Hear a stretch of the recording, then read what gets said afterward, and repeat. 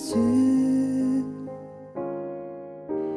輝く希望に喜びあふれる God is working for my good God is working for my good God is working for my good Yes, He really is God is working for my good God is working for my good すべてが益になる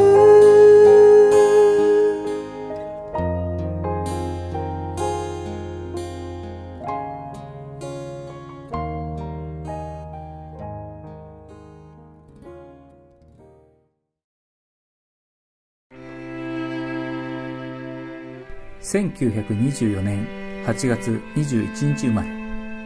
第二次世界大戦従軍後、マリオン大学に入学。卒業後、アズベリー神学校に学ぶ。メソジスト教会で3年間牧会し、1953年、チャプレンとして米陸軍に再入隊。陸軍中佐として1971年に退役した。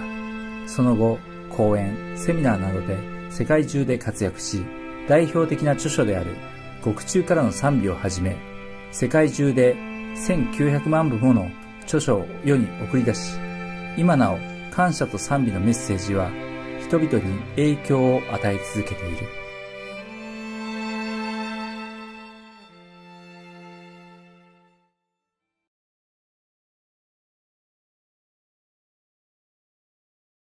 He saw that I was a very, very, very unhappy man.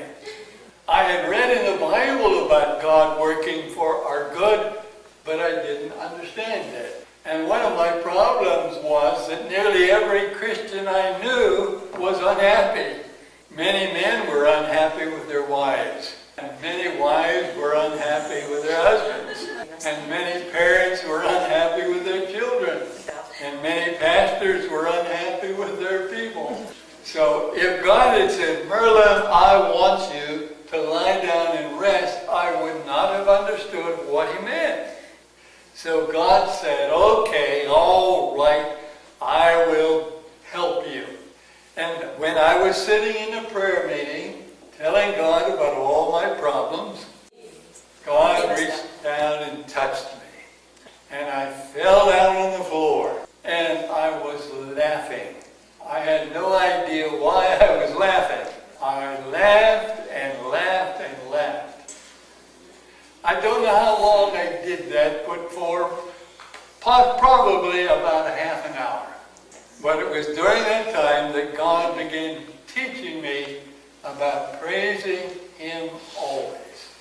And the main thing He taught me that night was, when He asked me if I was thankful that Jesus died for me. Now try to imagine me lying on the floor, laughing, and saying, oh yes, God. Oh yes, God. I'm so thankful Jesus died for me. And I kept hearing God speak to me. I don't mean audibly. I mean in a way He can speak that we're absolutely sure it's Him. And several times He asked me, Merlin, are you really, really happy that Jesus died for you? He was preparing my heart for Him, for what He was going to tell me. So are you happy that Jesus died for you? And are you happy that God gave you a clean, new person? Yes, God, I'm really, really thankful. But then God began to ask me, why are you so happy that they did those horrible things to my son? Why are you so pleased that they slapped him and spit upon him? Why are you so glad that they hung him on the cross until he died? Answer me, Merlin. Why are you so pleased? Until finally I said, God, please forgive me. I don't know why I am so glad, but I am. And then he began to teach me, yes, Merlin, that's what I want you to do. Be glad. From now on, I want you to be just as glad for everything that happens to you. Now remember, I'm still laughing. And like a little child, I said, God, I will do it. For the rest of my life, I will be happy no matter what. But I was impressed to remember that I was happy for the horrible things that happened to Jesus. Yes, God, I, Merlin Carruthers, I am going to be happy for whatever happens to me the rest of my life. But you understand, I did not understand what I was saying. I thought, well, this is going to be easy. And I'm sure the devil was laughing. That Merlin Carruthers, all he knows how to do is to grumble. So, do you remember what happened the next morning to me? I woke up feeling so tired. I had to get up early and go to work. And I was still in the Army. And my commanding officer did not care how I felt. I could either be there on time or I was in trouble. So I was stretching. I don't want to get up yet. It's only 5 o'clock in the morning. I want to go back to sleep. And then that's when God spoke to me again. Merlin, what are you doing? I'm wishing I didn't have to get up. Why aren't you filled with joy? Why aren't you thankful? Well, I'm tired. Remember what you said last night. You would be thankful for everything. God, I didn't know you meant things like this. Don't you remember? I said everything. And I can remember how I felt like arguing. God, I can't do that. And I thought maybe that was the end of it. But the next morning when I woke up, I sensed the Spirit of the Lord speaking to me, and he began asking me these little childlike, easy questions. Merlin, can you move your foot?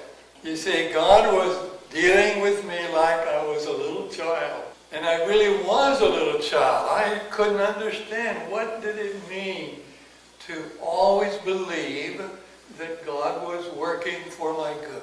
So the Spirit of the Lord said, Merlin, you can either get up now, filled with joy, or I will make your feet so you cannot move them.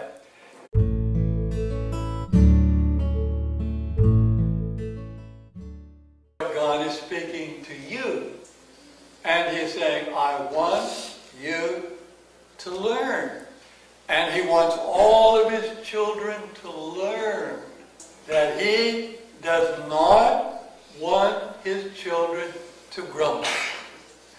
I remember so well the little lessons he began to teach me to get me ready for larger lessons. So from today on, please be watching for little lessons. Whenever you feel yourself being unhappy about something, stop and think, oh God, I will sing, God is working for my good.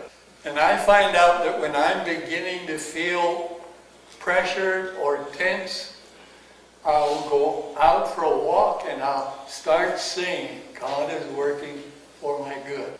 Finally, one day, God spoke to me in his kindness, and he said to me, Merlin, do not be troubled. Troubled about what? Let not your heart be troubled. That says in John chapter 14 and verse 27, the God who designed us knows that our hearts should not be troubled. But he also knows that we were born in sin. And our sin nature always wants to be troubled about everything. Jesus was walking on the water and Peter was all excited. He wanted to walk too. And Jesus said, okay, Peter, come on, you can walk on the water too. So Peter quickly jumped on the water, and what happened?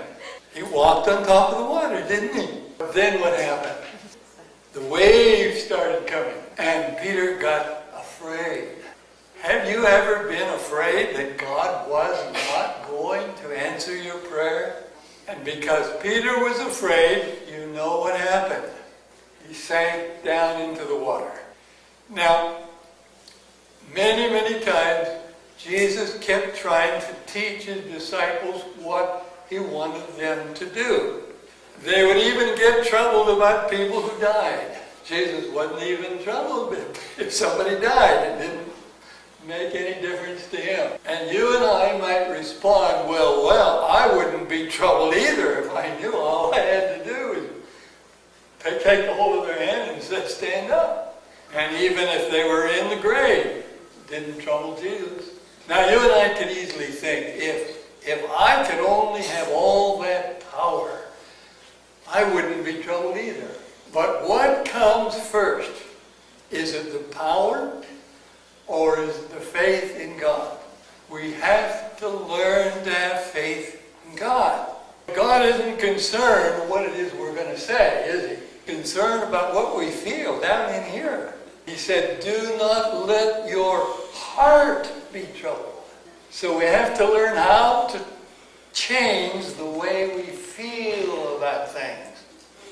So if the devil is testing us, he'll have somebody come up with just a little beep, and if he sees we begin to rejoice. The next person comes along, we'll have a beep. Somebody will roll down their window and say nasty things to us. Rejoice in the Lord when? When? Always. Always. Always.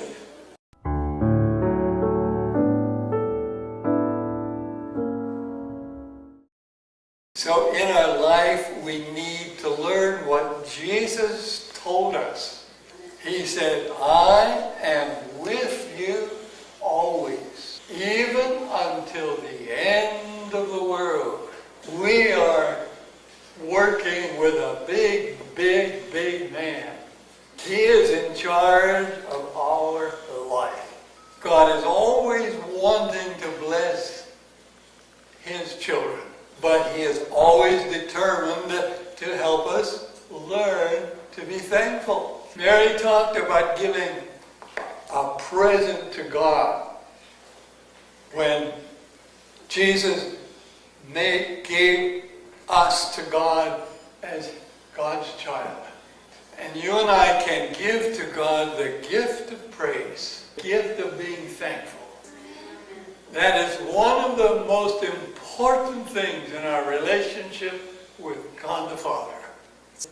So would you be willing to make a brand new promise to God? And it's a very simple promise. God, I will do the very best I can to be as thankful as I can. But now the next part is a little difficult. If I'm not thankful, give me another trouble so I can learn.